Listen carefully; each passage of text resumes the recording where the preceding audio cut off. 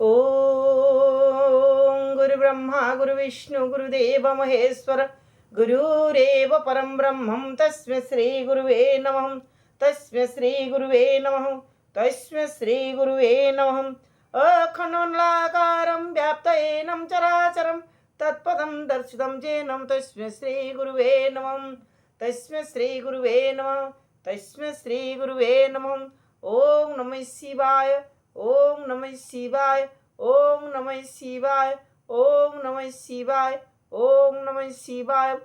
शिवपुराण व शैवपुराण द्वितीय खंड भ्रमण तीर्थ भ्रमणार्थे कार्तिकेयଙ୍କ आगमन पंचम भाग व शेष भाग।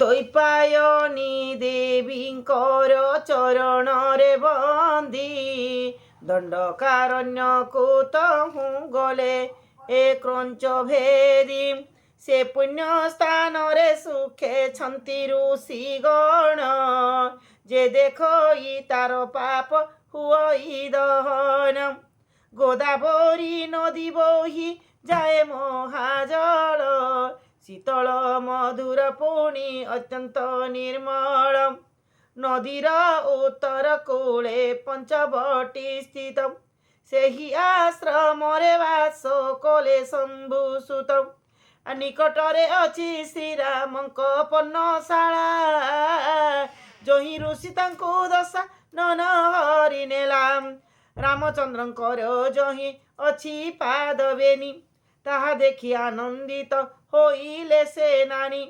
गोदावरी जले पशि महामंत्र पढ़ी आनंदरे स्नान कले शतबार बुड़ी देव पिता ऋषिंकर मानस कुतोषी ब्राह्मण को रत्न वस्त्र देले कूले बसी श्रीरामंक पाद पद्म करीण दर्शन अप्रत्यह पूजंती देई कुसुम चंदन सेठारु आसी बसंती पंचवटी मूले तांकु बेढ़ी ऋषि गण बसंती गहले अर्थ सहिते कहंती नानादि पुराण मत्स्यमार कंड पुणी भविष्य वामन बराह श्री भागवत ब्रह्मांड पुराण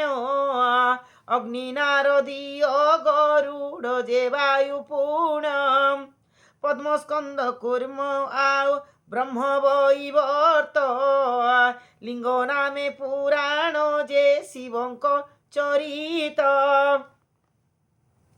ब्रह्म नामे पुराण जे वैष्णव पुराण प्रतिदिन पढ़िए हा करती श्रवण ए विधि रे अष्टादश पुराण को नीति उपपुराण तुले पढ़ती शुणती ताहा शुणी आनंद रे शिवंक नंदन से ऋषि को देले कोटि कोटि स्वर्ण दान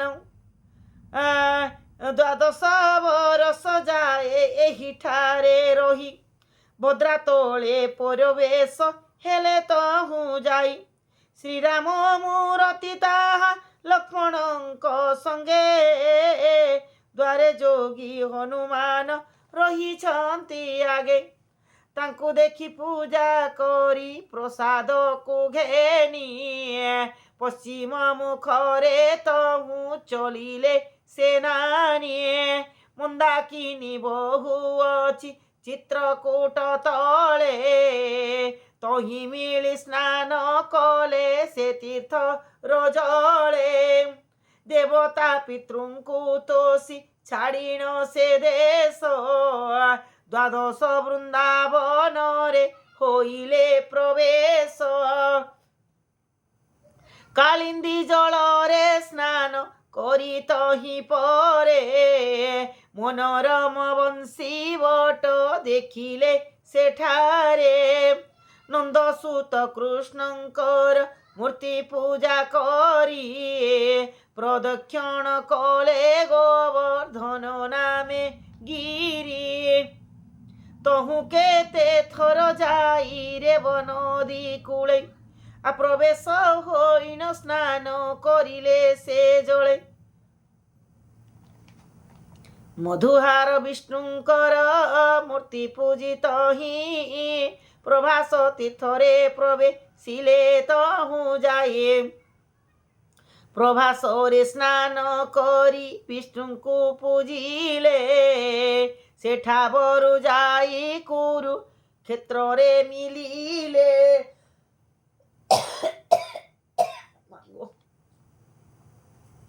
কুরুক্ষেত্রে তীর্থ করি স্নান দান পুণ্য ময়ূর আরোহী কলে সেঠারু গমন। কেতে দূর যাই পুণ্য প্রয়াগরে মিলি তহি স্নান করি পূজা কলেব নমালি। তহি যাই কাশী ক্ষেত্রে মিলিন তুরিত স্নান সন্ধ্যা সারি পূজা কলে বিশ্বনাথ। সেঠারে সংকল্প পূর্ণ କରି ହର୍ଷ ହେଲେ ପିତାଙ୍କୁ ଦେଖିବା ପାଇଁ କୈଳାସକୁ ଗଲେ। ଅତ୍ୟନ୍ତ ଚଞ୍ଚଳ ତାଙ୍କ ମୟୂର ବାହନ ମନେ ଲାଭେ ଭ୍ରମି ପାରେ 14 ଭୁବନ। ତା ପୃଷ୍ଠ ଉପରେ ବସି ଶୂନ୍ୟ ମାର୍ଗେ ଗଲେ কৈলাস পশ্চিম দ্বারে প্রবেশ হইলে। প্রবেশ হইলে সে যে প্রবেশ হইলে কার্তিকেয়ଙ୍କ তীর্থ যাত্রাদি চরিত।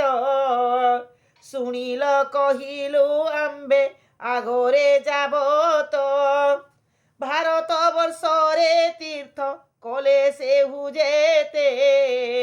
যে বণ মানব তাহা শুণই সুচিতে সবু তীর্থ ফল লাভ হুয়ে সে জনর সমস্ত কলমশ তার অঙ্গু যায় দূর।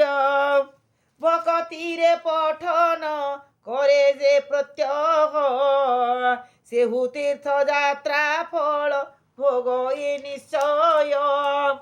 একথা গোটি অন্যথা কদাপি নুহই শ্রীমুখরে শূଳ ପାଣି ସ୍ୱୟଂ ଛନ୍ତି କହେ।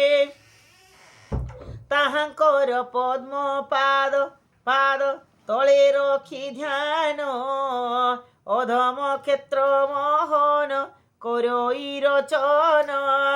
ଆସେ ପ୍ରଭୁଙ୍କ ପାଦ ତଳେ ଏହି ହି ନିମାନ ଦୋଷାଦୋଷ ମୋର ପ୍ରଭୁ କରିବ ଖଣ୍ଡନ।